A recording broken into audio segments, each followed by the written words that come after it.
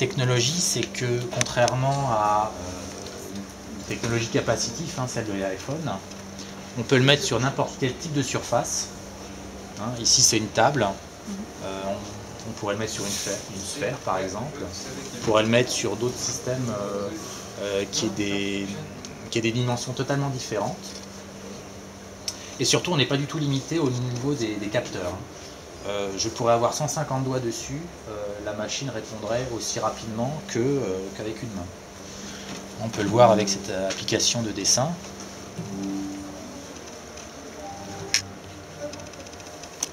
Là, je peux dessiner avec 5 doigts, un doigt. Je peux même utiliser ces cartes comme pinceau. Il n'y a absolument aucune limitation. Je peux rajouter une autre peinture. Je peux faire des points bien spécifiques.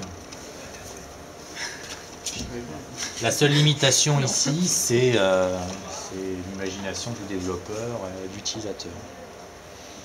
Je peux bien évidemment tourner l'application, parce que l'application est quand même faite pour ne pas avoir de sens.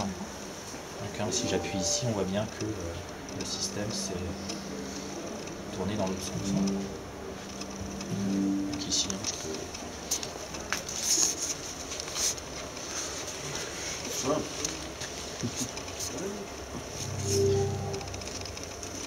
Donc ici, je peux par exemple déplacer des photos, les mettre dans un album, dans un portfolio, retirer d'autres. Il n'y a aucune limitation.